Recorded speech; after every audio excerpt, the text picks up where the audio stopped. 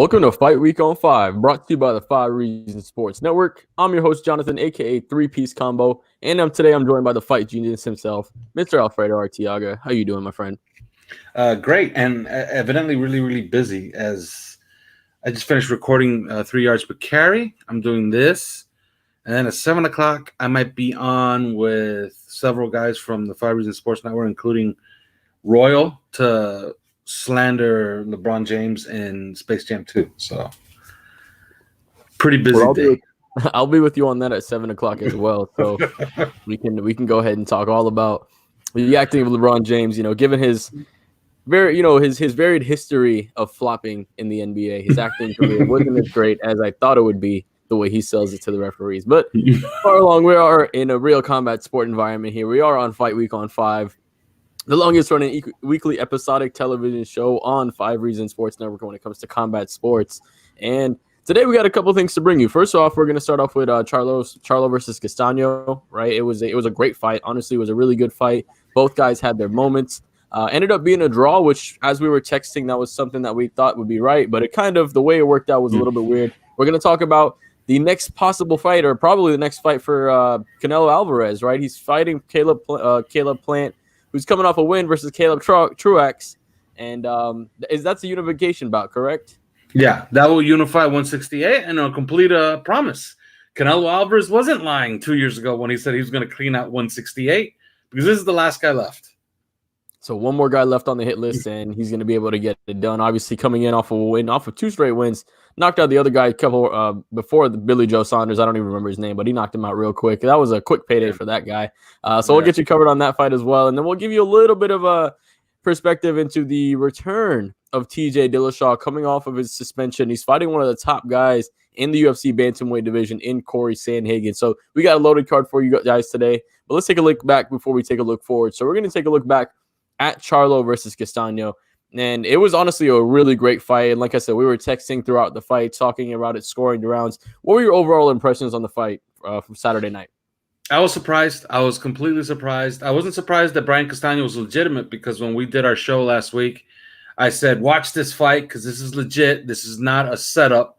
Like, this is a real threat for Jermell Charlo's title. Like we said so, right? But I was surprised that he was actually being able to pull off fighting at that pace and for as long as he did. He really only began to lose some steam around the 9th round, and you could tell he was already packing it in by the 10th when he got hurt a little bit. So that's a long way to carry that activity and that pressure. So I would say that the operative word was surprised.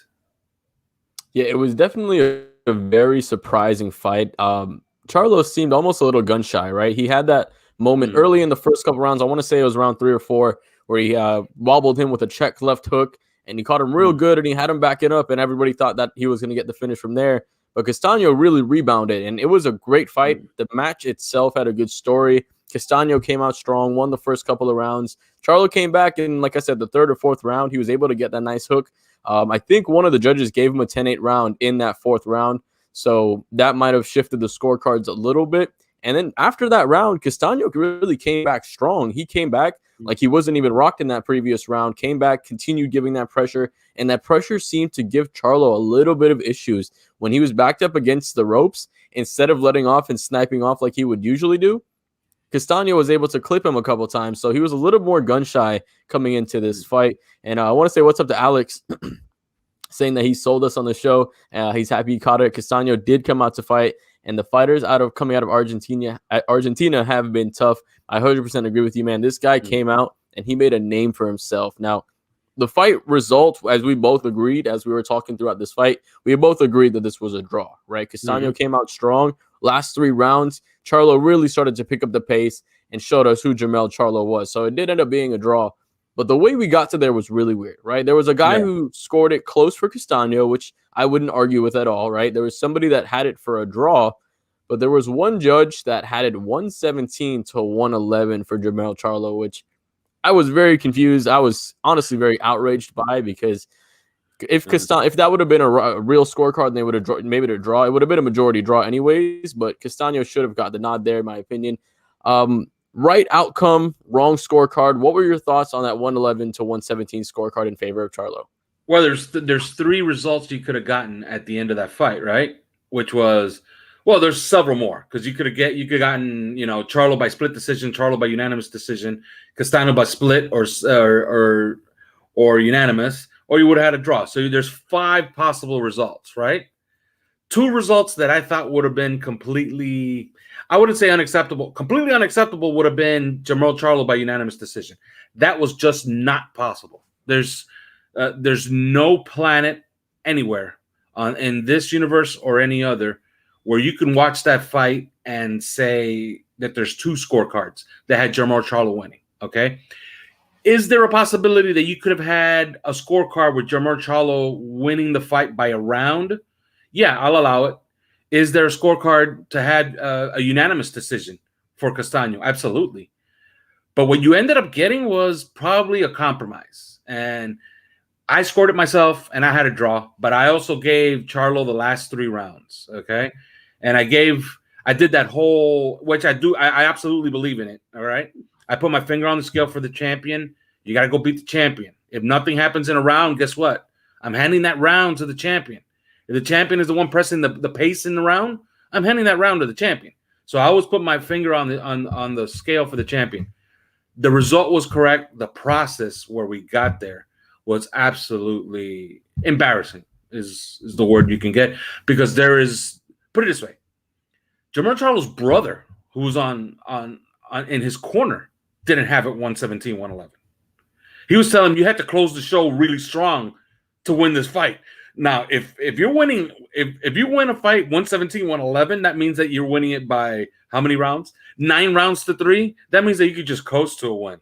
So not even his brother had him 117, 111. So yeah, that guy Nelson Vasquez, he can't do another fight, and he should be investigated. To be honest with you, he should be investigated because there's no way, and have his license pulled.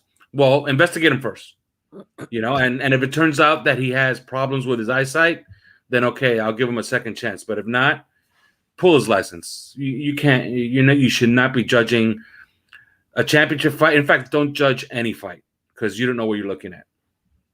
Yeah, like you said, it was an embarrassment, right? To have a scorecard so uneven, even the crowd, right, who was mostly Jermell Charlo or pro Jermell Charlo. I heard laughs and boos because they understood, hey, this guy Castano came out to fight. He deserved a little more respect than getting a 117, 111 scorecard that in his favor. Alex was asking what rounds did you have Charlo winning exactly? If you give me 2 seconds, I can pull up my notes. Alf, do you want to talk about how you scored the fight? Do you have that in front of you? I don't have it in front of me, but I know I gave him 10, 11, and 12. That's 3. I know I gave him, I think it was the 3rd round. That's 4. And I had him winning 2 rounds in the middle of the fight, and that takes you to 6, and there's your draw. So, I remember that when I tallied my numbers, I don't have it in front of me, but when I tallied my numbers, I told you on our text, Charlo has to win the last 3 rounds to get a draw. I said that, right? And at best, for him to win, he would have to have won the last 3 rounds and win them impressively. In my opinion, he won the last 3 rounds. So, yeah. Go ahead. I think that he got himself a draw there by closing out strong. I thought he closed strong. I thought Castano didn't. I thought Castano limped to the finish line, and I think it cost him the fight. Yeah, he definitely he had a strong 9th round, and then he after that it was there from. So Alex was asking how I scored the fight. Round 1, Charlo was on the back foot most of the time. Castano was cautious, but he still had some bursts. So I gave round 1 to Castano. Round 2 was actually the round that Charlo rocked him with that counter left hook. He was using that 1-2 combo excellent in that round 2. So I gave round 2 to Charlo. So I had it 1-1. 3, and 4, I gave both to Castano. 5 was a close one. So like you said, championship advantage, you give that to Charlo. Round 6, Charlo started backing up Castano, but towards the end of the round, Castano backed him up, started unloading to the body of the head. Something we talked about is that at the end of almost every round, Castano was finishing with an exclamation point. And that's could have been something that could have got him this draw because he was finishing strong on a lot of the rounds. So going into the 9th, I had it 5-3. Or actually 6-2. So we needed the 4 rounds from Jermell Charlo. So I had it actually Castano winning by a round because I thought Castano might have gotten that 5th round. So I thought it was really, really close. But I only had Castano winning one round. So Alex asked for my scorecards. I had Castano winning by 1 round. I understand. The 5th round was the one that was really close to me. That if you gave it to Charlo, you get the draw there. And like you said, if you tip the scale for that round, you understand why you would do that for him. And there was also a judge, like we said, that gave them a 10-8 for one of the rounds as well. So that could have been something that was really close there. So Alex was asking for my rounds for Charlo. That was that. These guys put on a show for us, though, right? Charlo put out a tweet or a IG message. I'm not exactly sure which one, but it was showing a lot of respect towards Castano. Now, these guys put on a show. Do you think that they should run it back and we should have another shot at this historic opportunity? Oh, absolutely. Jermell Charlo, after the fight, he was asked, so what's next? Are you going to give him a rematch? And he said, well, first of all, I'll take some time off, to enjoy my little baby, which is fine. Okay. He's a new father. So sure. Enjoy all the time you want, but your first time back should be against Brian Castano. I don't think that there should be any discussion whatsoever about fighting anybody else or moving up in competition to the next weight class or moving even down against, an Errol Spence, hypothetically against an Errol Spence coming up. So no, there is no other fight to make but Brian Castano. He owes. It's not too often that a champion in boxing or in combat sports owes anybody else anything else, but kind of, I remember I told you it had that Brandon Moreno feeling against Davison Figueiredo. It had that feeling, that fight, right? It absolutely did. We watched that fight the first time. Kind of feeling.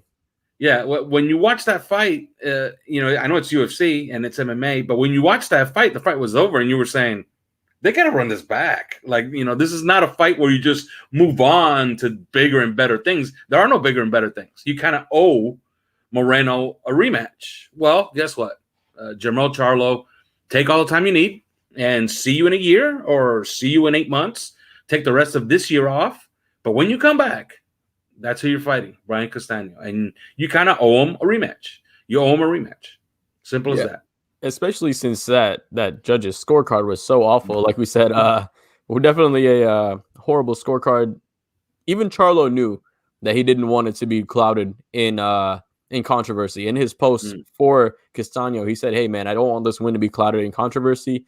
But I think we did see something toward the end of those couple of rounds, is which Charlo was starting to figure him out a little bit, right? He was starting to understand that pressure. That could be that he's also gassing as well. So that has to be that thin line there. Is he gassing out? Or is Charlo really figuring him out? Oh, and he was beginning, and we talked about it. I think I sent you a text about it. He was beginning to figure out Castano big time because he started throwing that double jab out there, and he would pause and essentially set up Brian Castano to try to block his right hand, because that's what Brian Castano was doing. He was timing his jab, then blocking the right hand, and then getting his punches in, right? What did Jermell Charlo start to do? And he started to do it like in around the 10th round. Although he was looking at it around the 8th, 9th round, he was beginning to, okay, I got a good feel for what Castano is doing. He's timing my jabs and blocking my right hand, right? So what I'm going to start doing, I'm going to start throwing double jabs and then bringing a left hook right behind it. And Castano was just eating every single one of them, all right? So is that something new for the next fight? Absolutely. But I thought it bode well for Jermell Charlo, a guy that could breathe in the ring. You're getting beat. You're getting beat. And you've eaten some big punches. But he was smart enough to just go to school on himself. And, credit belongs to Virgil Hunter, who was telling him on the corner, right? Which is, I guess that's a hell of a move by Jermell Charlo. He fires Ronnie Shields and decides, you know what? I'm going to hire the boss of my gym, of the Lions Den, to actually be my second in my corner. So Virgil Hunter tells him, you know what? Start doubling up your jab and bring the left hook behind it. He won't block it. Sure enough, he didn't block it the last 3 rounds. And that's what saved his championship, got him a draw. Yeah, I mean, if he wouldn't win those 3 rounds, you get at least 2-1 in Castano's favor, man. And I think you're right, man. This is Moreno Figgy vibes. You definitely have to run it back. I wanted to shout out everybody in the comments. Alex, appreciate you for commenting the whole time. Make sure you like the video if you guys like the video. And if you don't like the video, drop a comment and let us know what you want us to talk about instead, so you can make us like the video, right? We do this for you guys. So we appreciate you guys being out here watching us today. But as far as if we should see this fight, I definitely think we should see it again. The underdog story of Castano, if he's able to actually pull it off this time, would make his star even bigger. Can you imagine if he actually does it, right? Can you imagine if he comes out and he gets a win against Charlo? His star is going to be much, much bigger because people are going to know who this guy is now, right? He came out, he put up a masterclass against Jermell Charlo, who's one of the best at his weight class, which, like we talked about, is pretty thin, but hovering between a couple of different strong weight classes, he's a best in a very good position. So for him to tie that guy just showed the skill of Castano. So here's what I want to ask you now, right? There was a third guy, and I think there's a third guy in here who watched that fight and said, damn right, Brian Castano. And that was Erislandy Lara. Erislandy Lara's stock has moved up in everybody's estimation. Because not only is everybody ducking him, but the one guy who didn't duck him, Brian Castano, got a draw against Erislandy Lara. And it was also controversial, but he did fight him hard. But you can make a stronger case for Erislandy Lara beating Brian Castano than you can make a case for Jermell Charlo beating Brian Castano. So Erislandy Lara is back in the picture at 154 because somebody eventually is going to – he owns a belt, by the way, so he's a champion as well. But somebody's going to have to demand that they fight him. And clock's ticking on Erislandy Lara. Remember, he's Cuban, and I believe he's 37, which means – 72. Right. So, I think Erislandy Lara, who's a great guy, by the way, I wouldn't say I know him personally, but I know him a little bit. And I've been to some of his fights ringside. I think he watched this fight. He's like, man, thank you, Brian Castano. You just moved up my stock a bunch. Or really scared off a bunch of people. So it's one or the other, right? So it's one or the other, right? And clock's ticking on Erislandy Lara. So good for him if this helps him get a fight. And it absolutely should, because now you just fought the guy to a draw. I mean, it would not. You don't want to compare it this way because Vettori ended up getting his ass kicked in the later rounds. But Vettori was the one guy that's fought Adesanya to a split decision, right? Yeah. And that was kind of his thing, that he took him to a split decision. So same thing here, right? Alex saying Yo Romero is actually 88. Probably true, man. Probably true. I wouldn't doubt you there. But seeing this, if this rematch happens, dude, I think it would be perfect. Who do you think wins it, man? I want to know, coming into this fight, Castano definitely exceeded expectations. Does he exceed expectations a second time? Or do we see Charlo make that change, come back, readjust, and show that he is the master of 154? I'm a big Jermell Charlo believer, so I would have to go with him, right? But, man, I wouldn't be surprised in the least bit if the fight's a lot different the second time around.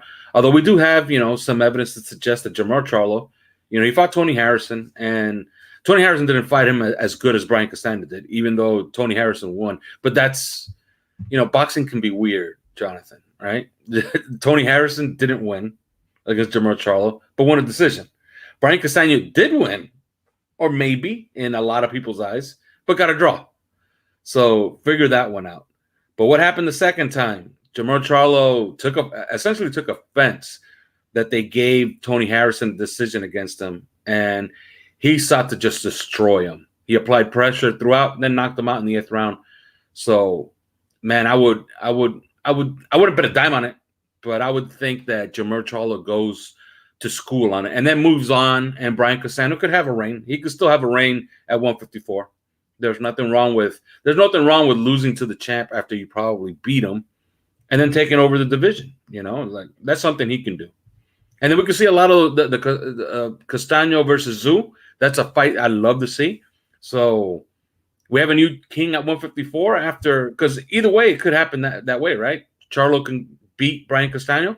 Then he moves on. He's going to vacate at 154. Who's the next best thing? Brian Castano. So it could be a win-win. But I think that Charlo gets it done the second time around. Yeah, I'm right there with you. Alex is saying, let's see where Charlo's confidence goes after this. I agree, man. That's also something as well, but we've seen from the Charlo brothers, like you said, they don't really get rocked. Well, we haven't seen the other one lose yet, but we saw the only time that he took an L, he came back and he was a little bit stronger. In this fight, it was very apparent that if he was to keep on the front foot for for a couple more rounds, he would have won this fight.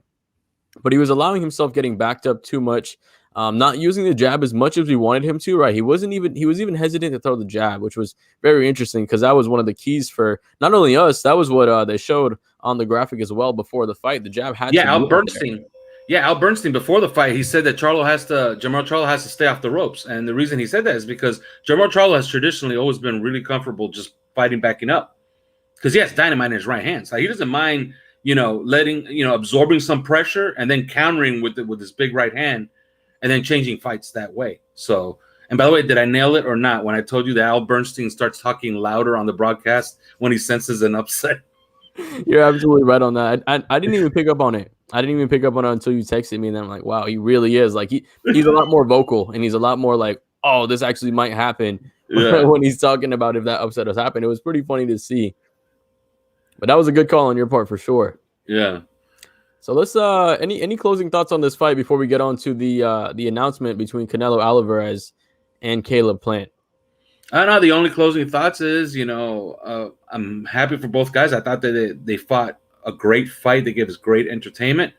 And I would, I wish Jermall Charlo the best. Go enjoy your kid. Take the time off that you need and then come back stronger. And Brian Castano, if I were you, don't take anything in between. Don't take a tune-up in between or nothing. Jermall Charlo or nothing should be your war cry from now on. And more money. Get more money for the next fight. Oh, yeah. He definitely earns it. He earned himself at least twice as much as he made on this fight, probably. Yeah, this is one of those fights where they tell you, hey, man, I could get you this payday in LA or whatever against this guy. And you go, nope. I'm taking no chances on my next payday or possibly winning the title from Jermall Charlo. So, yeah, whatever Jermall Charlo takes time off, if he takes a year off, I'll see him in a year.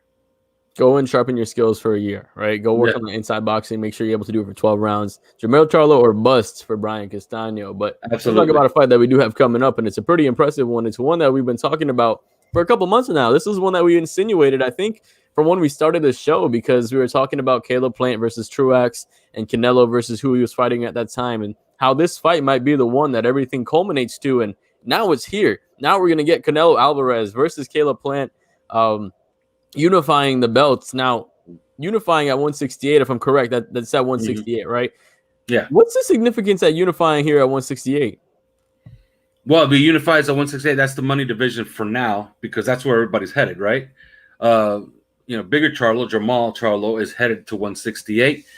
David Benavidez is somewhere around, well, he says he fights at 168, but he doesn't really fight at 168 if you never make weight, right? So he's really at 175. And then you got Artur Beterbiev and you got Dmitry Bivol. There's a lot of fighters in those two weight classes that can make a lot of big fights. But none of those big fights come off without Canelo Alvarez. And he's the guy who's there, right? So I think unifying at 168, it just brings a little bit more cachet and basically moves everybody up. It's going to add, and it's also going to draw people in. Because there's only one way to go, one guy to go to if you want the gold, and it's Canelo Alvarez. So unifying the belts, it's going to be a great thing for boxing, and it probably draws out Jermall Charlo for his next fight afterwards, unless, like Eddie Hearn says, because remember what Eddie Hearn said about Canelo Alvarez, that he was sickly, quote unquote, sickly thinking about fighting Artur Beterbiev. Okay, that guy's an absolute killer, and a lot of people were asking online, why does Canelo Alvarez want to die? But I don't know. We talked about this before. He fought Kovalev. Kovalev was a much bigger guy. Knocked him out. So he was down with scorecards, right? Yeah, and he was down. He was down big in the scorecards. So maybe he thinks that Beterbiev is too slow for him, maybe. And yeah, sure enough, that guy hits like a truck. But if he can't catch him, can't hit him, can't hurt him, right? So Canelo has a plan, and it's good to see that 2 years ago when he said, I'm cleaning out 168, he meant it. And this is the last guy. Do you think this is the right fight to make?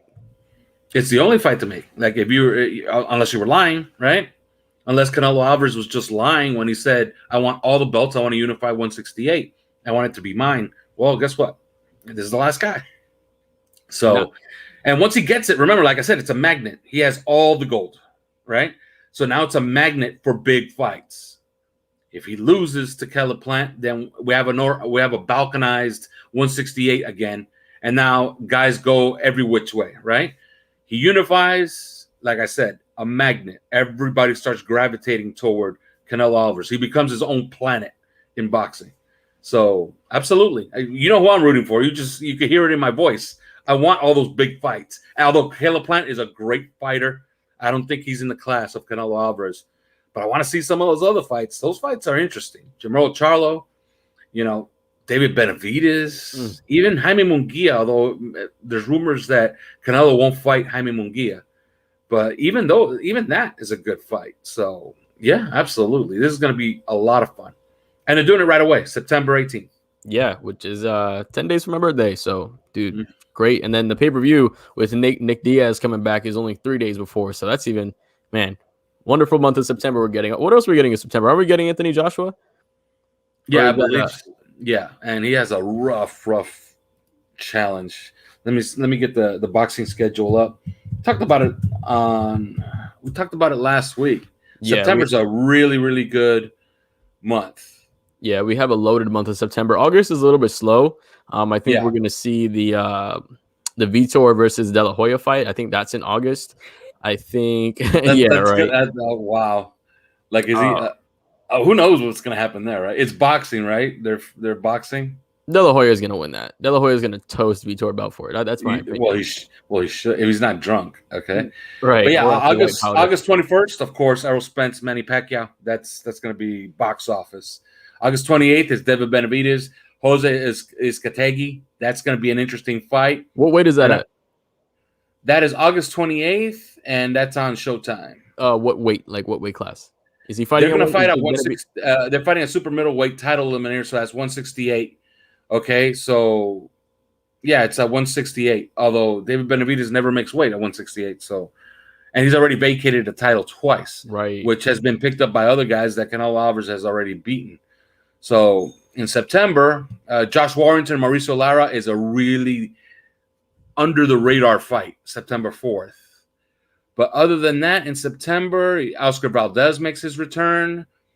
I'm looking for the Joshua fight, right? Stephen Fulton versus Brandon Figueroa, September 11th. It's a hell of a fight. Canelo Alvarez, Caleb Plant. And then September 25th, which is the week right after Canelo Alvarez and Caleb Plant, is Anthony Joshua against Alexander Usyk. That one is, hey, if Joshua, if his chin is any bit suspect, that's a problem. Alexander Usyk is no pushover. That's a rough fight he's taking. So we're loaded with fights coming up between August and September. September is going to be great. Andy Romero has a question. How do you fellas feel about these circus fights you've been seeing in boxing lately? Do you feel like it's good for the sport? I'll take this one and I'll hand it off to you afterwards. I do think it's good for the sport because something that kind of blew my mind was my 8-year-old niece. I was watching a fight on my phone and she was asking me if that was the Jake Paul fight. And understand, I don't care about Jake Paul. I don't think he's a skilled fighter, but she's getting into fights because these people are fighting, right? So obviously these fights aren't meant to be for the purists. Logan Paul or Jake Paul? It was probably Logan Paul. I think it was Logan Paul because that's when he was fighting Mayweather at the time. Yeah. But even for her to ask me that was absolutely mind-blowing. So I think it's great because you're going to draw in a little bit of a different audience, right? You're getting more of a casual audience there. Now, maybe not all of the casuals will pick up on the professional scene and will pick up on the main, on the true boxing scene and watch every single fight. But even if 5 to 10% of those people that come in from those circus fights stick for the sport, you have more people watching on it. And the more people watching, the more people involved, that only makes the sport bigger. So I do think that these circus fights, they have their place for sure, but I think they're a good thing. I think they're a good thing for the sport just because they bring more eyes. And man, the more eyes, the better, right? The more eyes, the better. Whether you get it with Jake Paul and Logan Paul, or whether you're getting it with Errol Spence and Manny Pacquiao, or Canelo Alvarez, right? You're gonna get eyes regardless. It's just a matter of which eyes. What are your thoughts on it? Oh, I absolutely agree. Okay, and as far as the two Paul brothers, by the way, Jake Paul is completely legit. I will say that. Logan Paul, he can't fight.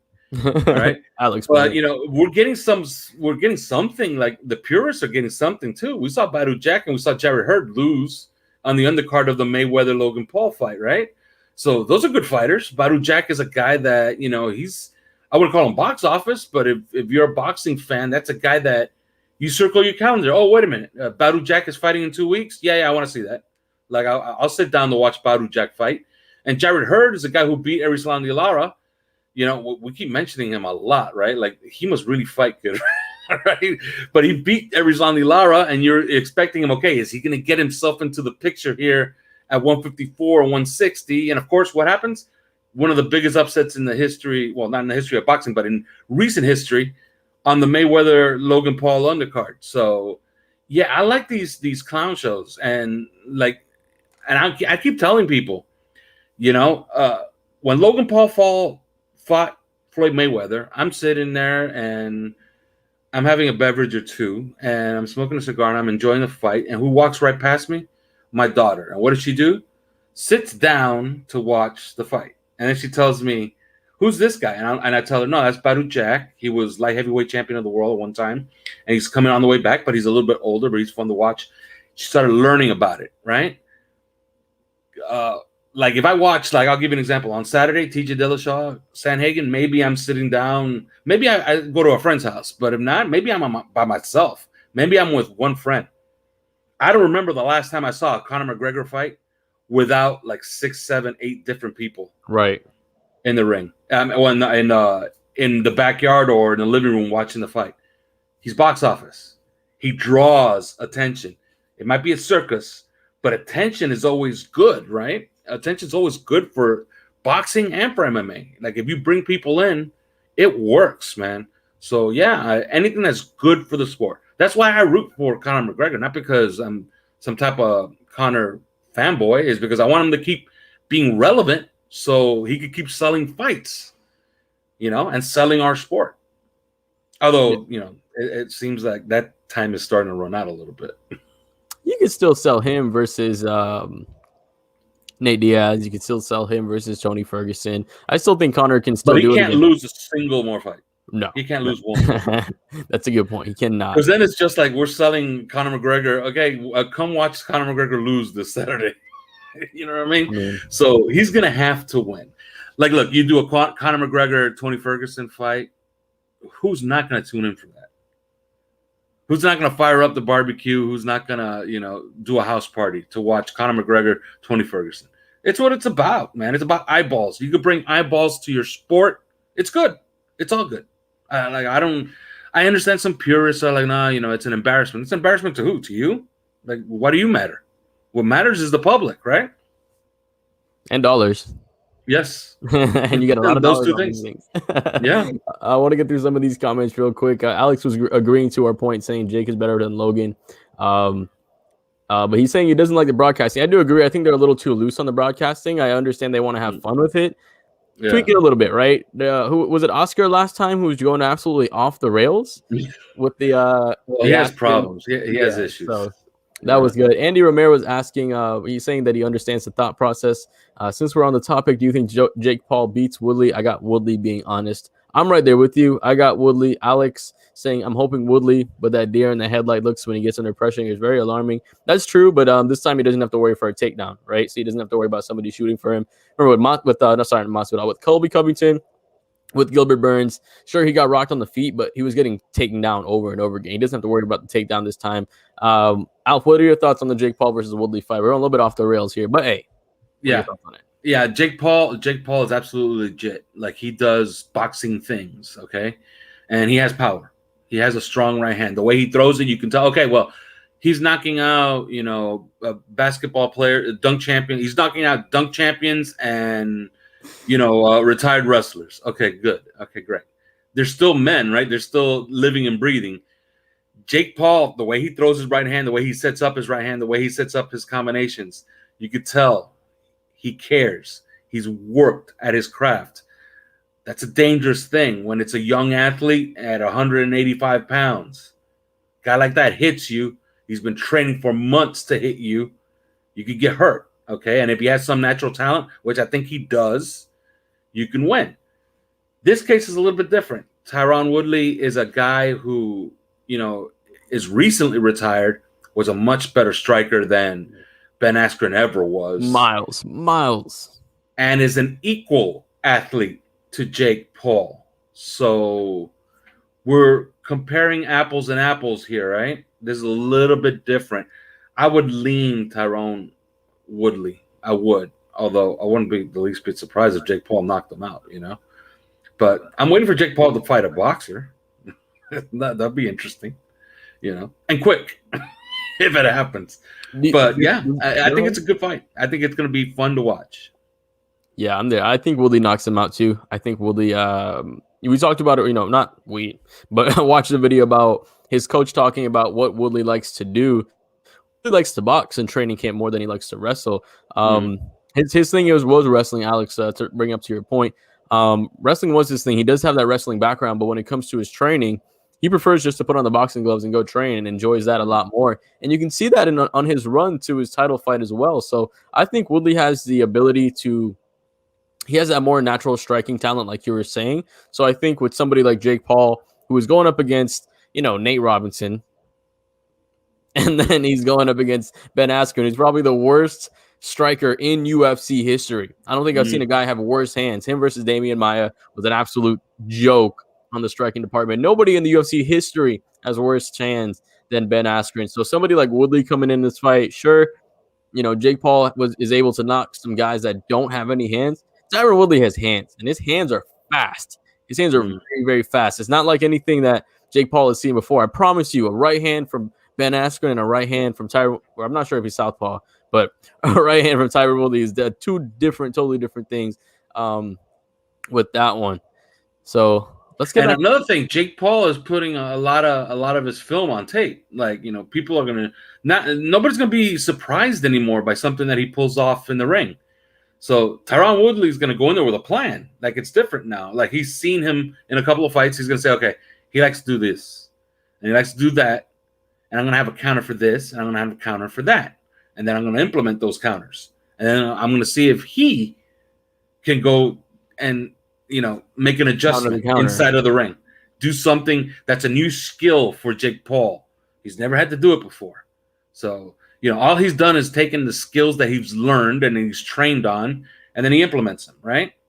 Now it's going to be different. If you get into a fight and a guy starts doing something that, it's not working for you, you have to make an adjustment. And if you don't make an adjustment, it could end the fight. So, yeah, I lean pretty hard Tyron Woodley in this fight.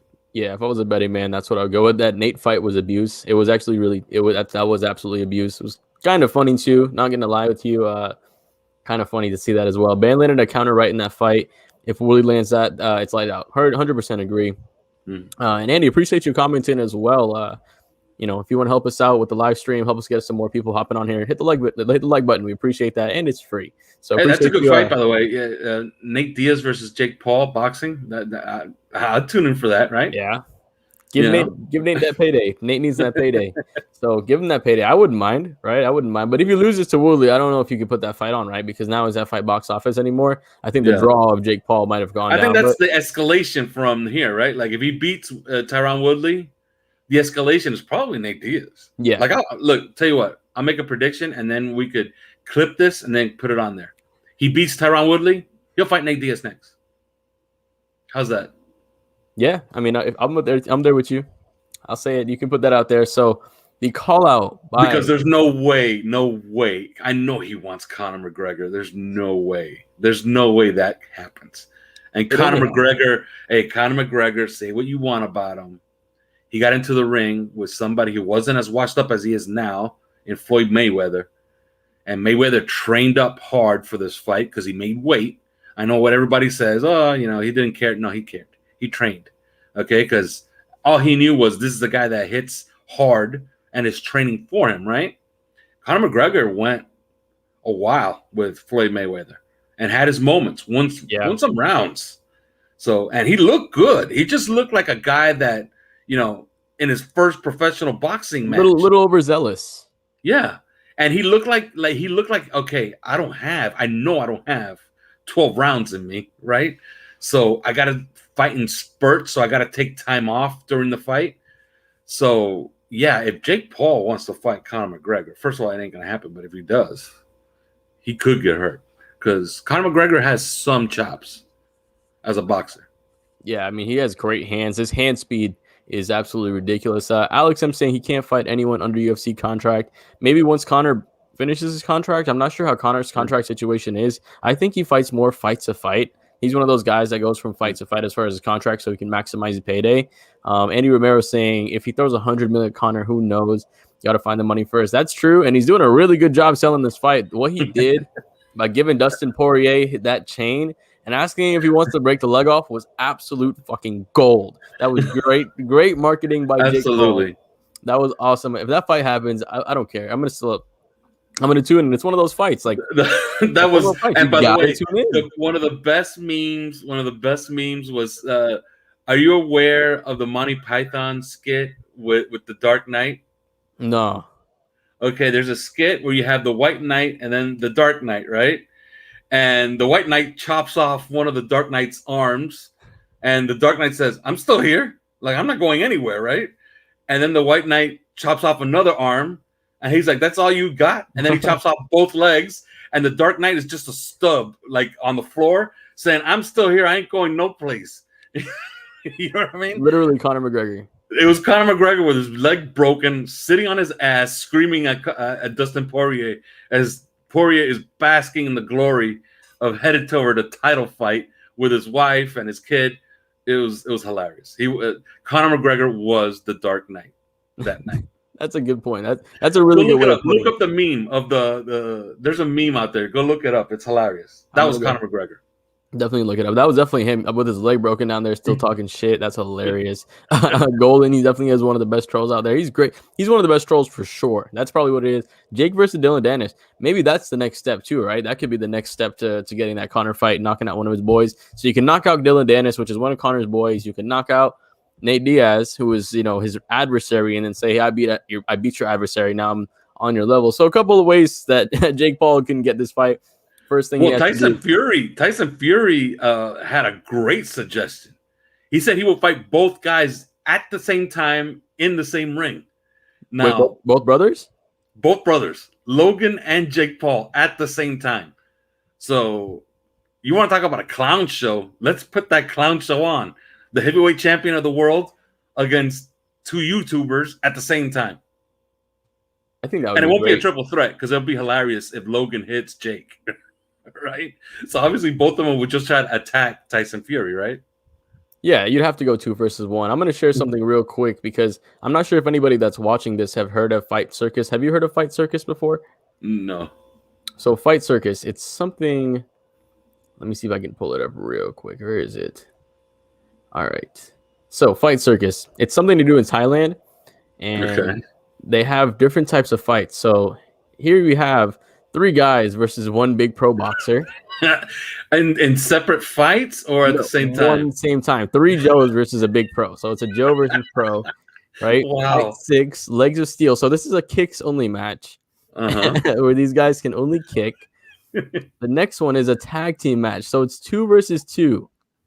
And I guess they're both bands. So that's that.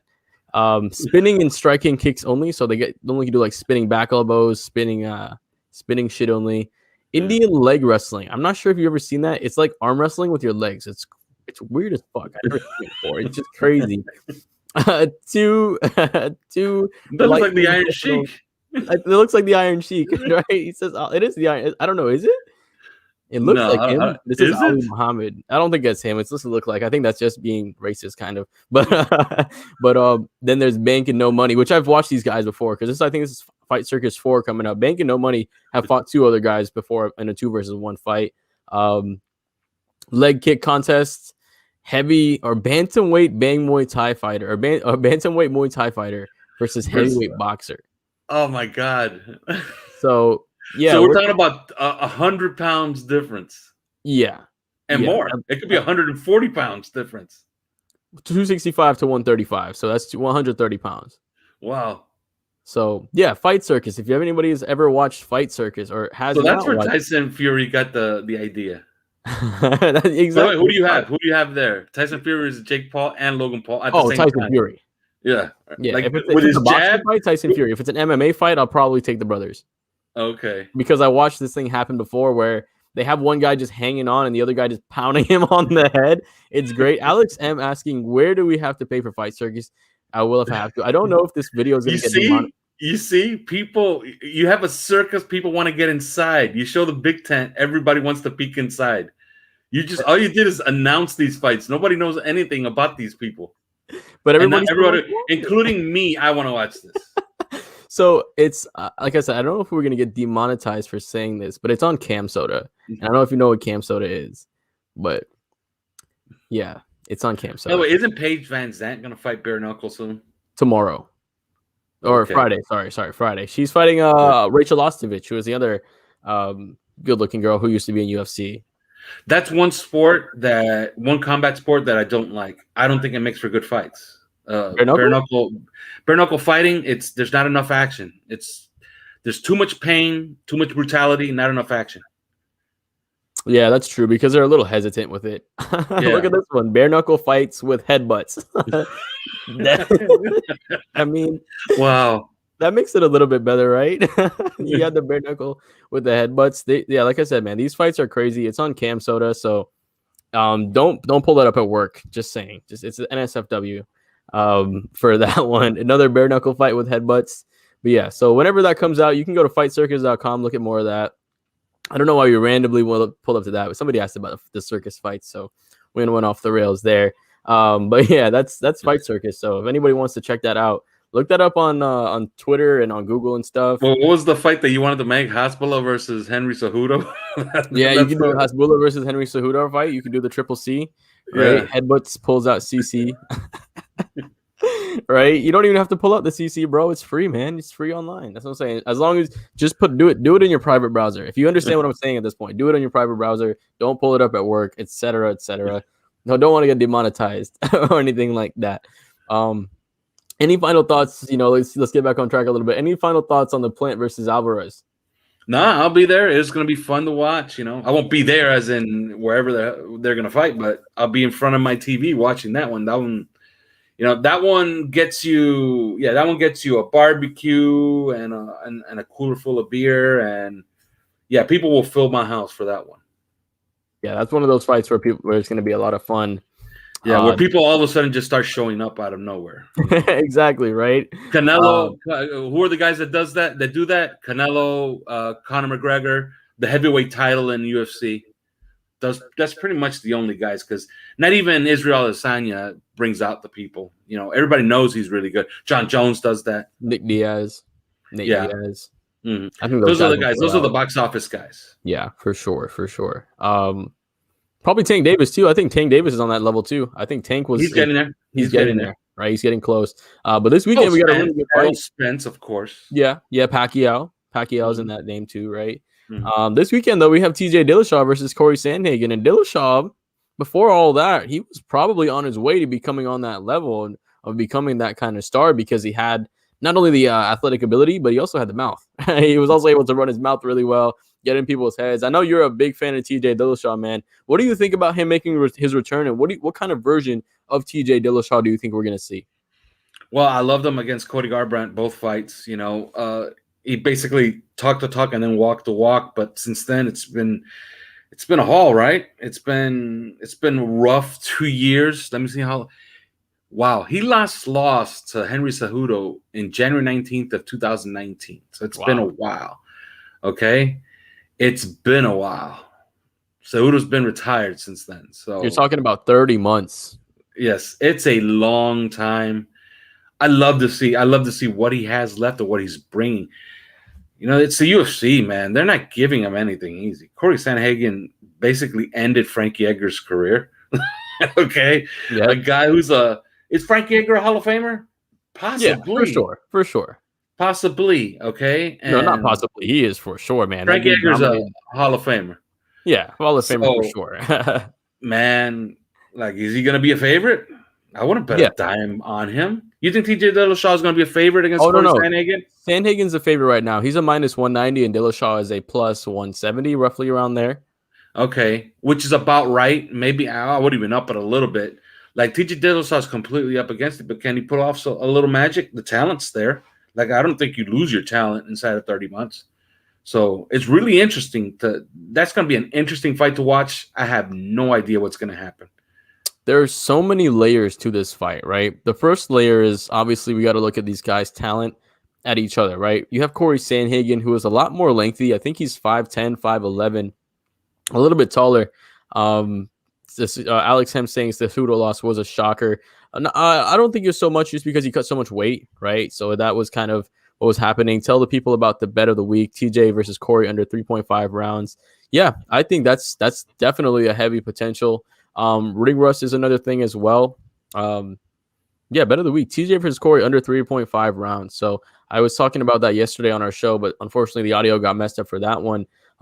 That's going to be a great likelihood because either way, these guys knock people out, right? You look at the last couple of knockouts for Cory Sandhagen. He's coming off, like we talked about. Did he throw any other strikes before he threw that flying knee at Frankie Edgar? I think it was the only thing that he landed in that fight. It was 1-for-1, right? You're 1-for-1, and you get it in a knockout. I mean, that's Francis Ngannou clip, except Francis will probably throw a couple more before he knocks you out. So that was great. I think Cory, he has that knockout ability. We saw what he did with Marias.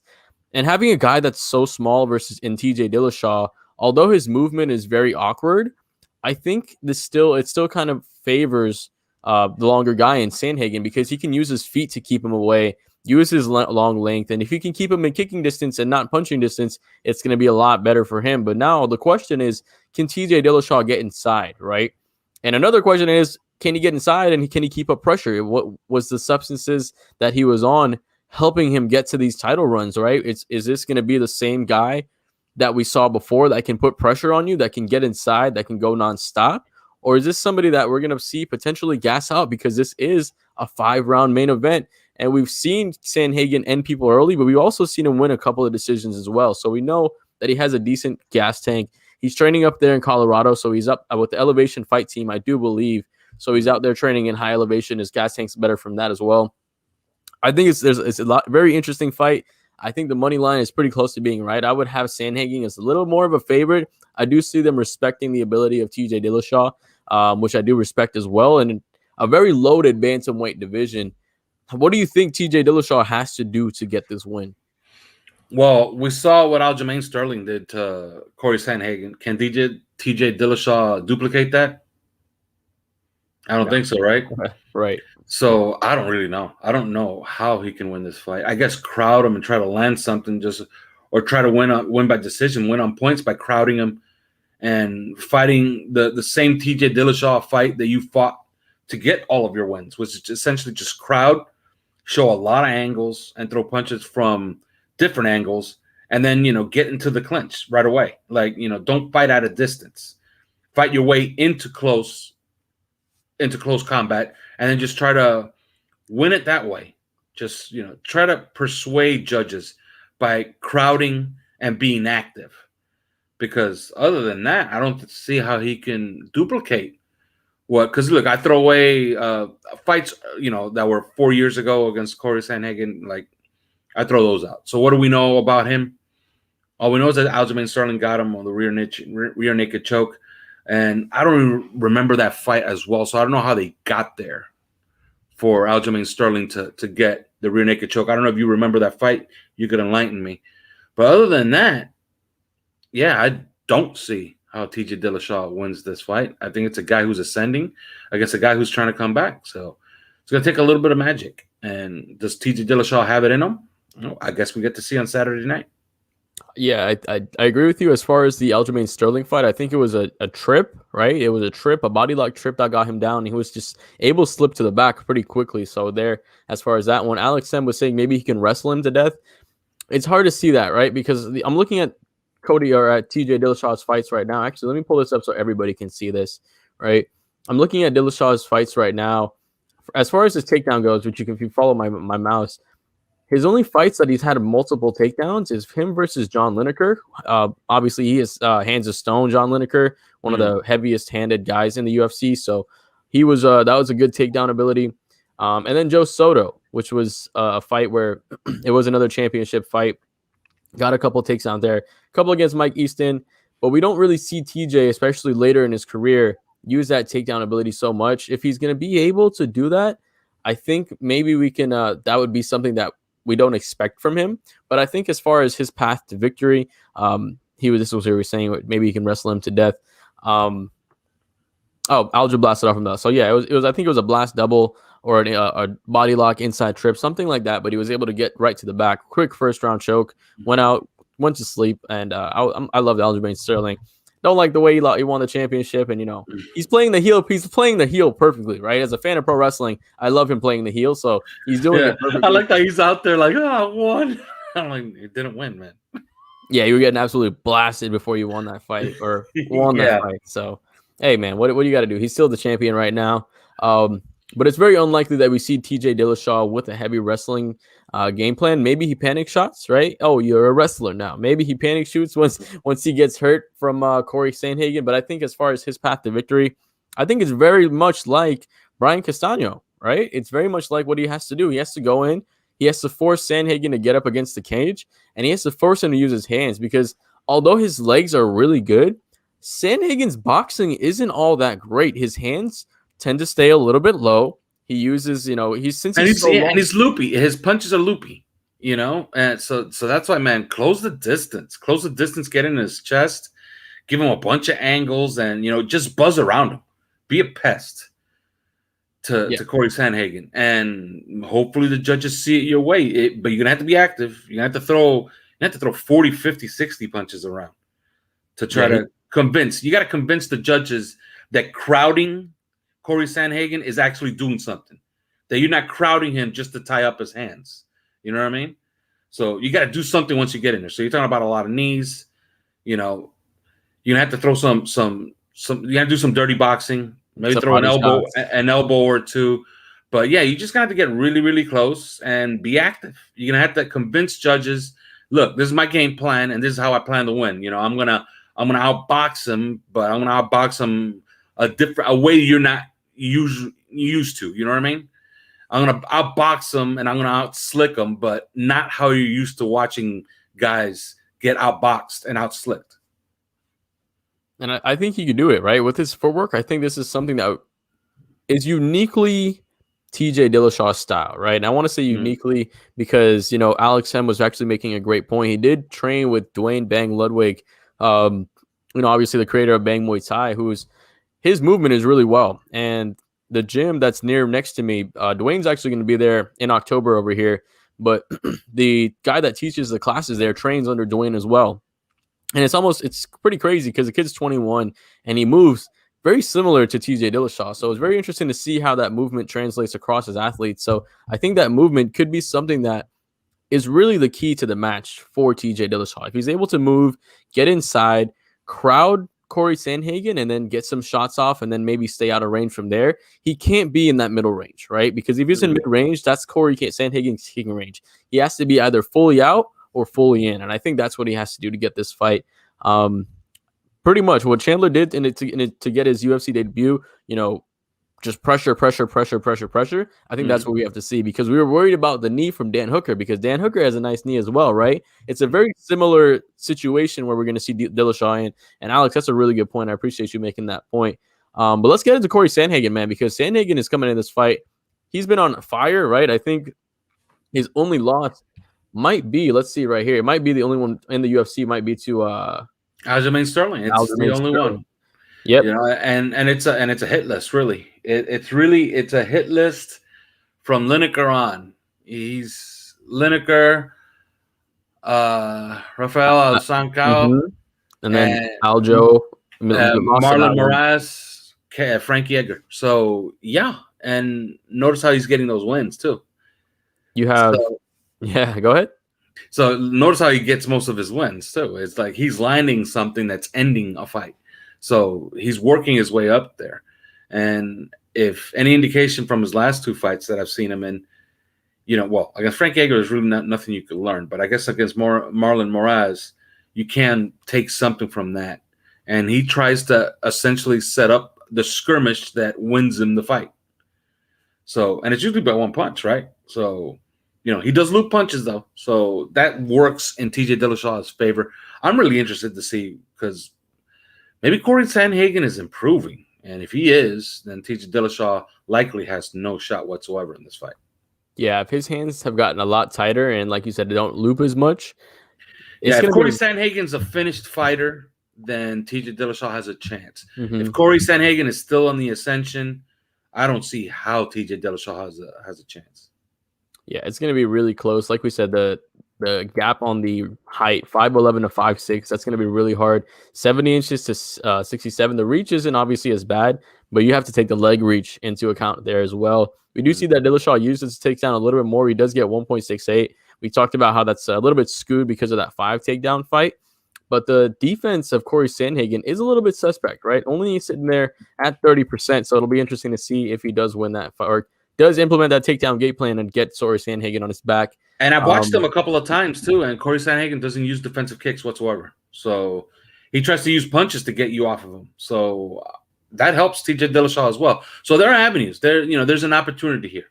I just don't think it's a very good one, Yeah, it's definitely really rough, and I'm right there with you. And I think we're both kind of alluding to this point right now. So I'm gonna go ahead and I'll let you make your prediction first, unless you want me to give mine. Who do you think gets this done? I think Cory Sandhagen is going to find the right punch somewhere in the second round, and it's probably going to end it. I wouldn't say it's a knockout, but maybe on punches, and they stop it. And then TJ Dillashaw decides whether he really wants to do this or not, and maybe get some weaker competition. But I think this is a rough spot to bring him back in. Yeah, very rough spot. I mean, you're coming in against just the top of the top, right? Like Alex was saying, Cory's really good. Just one bad night during his run. Like you said, absolutely, man. He's 7 or 8-1. 6 of those have been finishes. He's absolutely phenomenal fighter. Doing it against top tier talent, right? You can do it, and you come in, you get a couple of finishes against some unranked guys. All right, but now you're doing it against Frankie Edgar and Marlon Moraes. That's a different story. That's an absolutely different story. Alex is saying Cory gets it done. Al says Cory gets it done. I'm right there with you. I think Cory gets it done. I do think it's a knockout. I'm not sure where it is. I would say maybe the third round. I think maybe we see something where maybe one of the first 2 rounds, Dillashaw is able to pressure, and that pressure will get into the head of, well, not in the head, but Sandhagen will have to absolutely, make adjustments. But once he makes that adjustments, once he gets his read, once he gets his kicks going, I think we could see something where we see a really nice knockout. These guys have a little bit of bad blood, so there's some extra punches that want to be thrown here as well. I think Sandhagen gets it done. I think he gets it done by knockout, and I'm going to take it by the third round. I'm going to say he gets it done. Like what our boy Andy said earlier, that we're going to get it done. He's probably going to get it done before 3.5 on that knockout. What do you think? Yeah, I think that's a good one. That's a good bet. I like this comment by Alex. He says TJ has a food truck business. I've seen it. I'm worried about that too. Money changes the reason why you fight. Yeah, I wish him all the success in the world. I know he has a food truck business, and he was on with what's his name? I keep forgetting his name. He has a podcast as well on MMA. Oh, Brandon Schaub? Brandon Schaub, yes. Brandon Schaub. He does the Fighter and the Kid, and then he does another one. He has a Food Truck Diaries. He did it with TJ Dillashaw. So, hopefully he didn't eat too much. Yeah. So I wish him all the best. But in the UFC, this is a rough division. Okay, it's a really rough division, and they're bringing him back against a guy who's pretty tough. Yeah, absolutely. I mean, I think the question going forward, contender. Yeah, I think the question going forward, Cory Sandhagen dusts off TJ Dillashaw, what he likely will. Does he fight Peter Yan right away, or does he get a shot at Aljamain Sterling once again? Now that's what me and Andy were talking about yesterday, right? That's the question: is if he knocks off Dillashaw, absolutely blast this guy into the shadow realm. Do you skip Peter Yan? And we were both saying we don't think that he should. We think that Peter should get that rematch no matter what. But yeah, people love gold. Yeah, they don't care how you got the gold. Aljamain Sterling has the gold. He also has the mouth, right? So nobody. You could ask 100 MMA fans. Maybe 10 of them will go over what happened in the last fight against Peter Yan. The other 90 will be like, "Oh yeah, sure. Cory Sandhagen versus Aljamain Sterling. Let's run it back." And that's gonna be a lot of fun. You know what I mean? I think they should definitely wait for the Yan, but like you said, man, the moment is always what matters the most. We've seen times where guys should get the fight, and then somebody has a spectacular moment and leaps over them. I think if Sandhagen, I'm not sure if Dillashaw has that same favor too, right? If Dillashaw comes back and he delivers a fantastic knockout, does he skip Peter Yan? Well, I think you want to skip Peter Yan for obvious reasons, because he's probably going to dust off everybody in this division. Right. So, yeah, I would avoid Peter Yan regardless. I was saying, does he skip Peter Yan and go straight to Aljo for the gold? Absolutely. You mean to tell me I get to fight the weaker guy, but he has the gold? Yeah, give me that guy. That would be a good one. Peters versus Sandhagen would be good. He said Peters going to kill Aljo. I think the second fight might be a little different as far as if he's going to kill him. Yeah, I think Aljamain Sterling, the second time around, you have to learn something. He's young enough where he could learn new tricks and he could go into the lab and be a different fighter. We're not talking about a 34, 35-year-old that is completely formed. He has no more new tricks. It is what it is. No. Aljamain Sterling has some growing to do. He could be a different fighter the second time around. He could beat Peter Yang the second time around. Yeah. I mean, he has the ground game chops, so I think it would be a good one. Peter versus Sandhagen, that would be a great fight, right? A pure boxer versus a guy with kicks and punches. That would be a really fun fight as well. So we're out here. We made our predictions on this one. We've gone a little bit over an hour.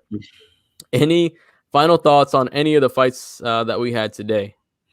No, I think we pretty much covered it. We even talked about circus fighting and two guys fighting against one guy at the same time, which I find absolutely fascinating how they do that.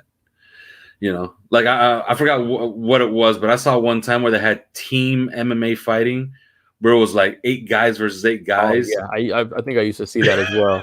It looked like it was a gang fight from like the 70s. I thought it was one of the greatest things I've ever seen in my life.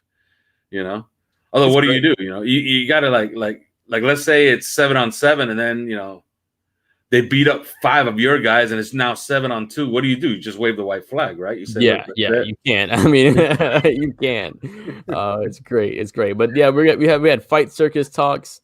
We had talks about Canelo. We had talks about Charlo and Castano, and then we had the finished off with the Aljamain Sterling, the Sandhagen versus TJ Dillashaw fight. And I'm looking forward to that Fight Circus as well, man. Seeing those 2 versus 1. They do it in Thailand. So they have the announcers, right? You have your ladies come out, and they come out with midgets in superhero costumes. It's the craziest thing. And you glossed over one of those fights, which was a Say Mercy fight.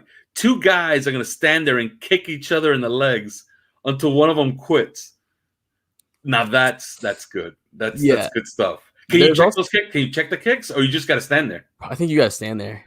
Wow. So if they even catch you like flinching to check the kick, you could get disqualified, right? I think they did it because they did one time where it was body kicks only, or like spinning kicks, and it was one of the spinning kick ones, and the guy was so garbage. One of the guys was just so garbage. The other one was just taking the kicks, and when he would kick the other guy, he would put him like into the next round. I think it was only 3 kicks and it was done. 3 kicks and it was done. So that's great. There was one where they had phone booth boxing. They locked 2 guys in a phone booth. That's the greatest thing I've ever heard in my life. So fightcircus.com. Go look up Fight Circus if you haven't. If you want to talk about fighting being a circus and you don't know, if you've never heard of Fight Circus, go look up Fight Circus. Don't do it. Wow. Like I said, it's NFSW as far as looking at stuff at work, but it's hilarious. It's definitely hilarious. Got a lot of stuff on there. But yeah, man, I want to thank everybody, including our boy Andy, who joined us yesterday from the network, and then Alex, who was always here joining us and always commenting on the video. So I appreciate you, Alex. I appreciate everybody who watched as well. If you guys wanted us to talk about something else, leave it in the comments down below. If there's anything you like, make sure you like the video. It's free, and we appreciate that as well. Thanks for checking out Fight Week on 5, brought to you by the 5 Reasons Sports Network. We're joined by my friend, Mr. Alf. I'm Jonathan, a.k.a. 3-Piece Combo, and I hope you guys enjoy the fights, and I'll see you guys next time.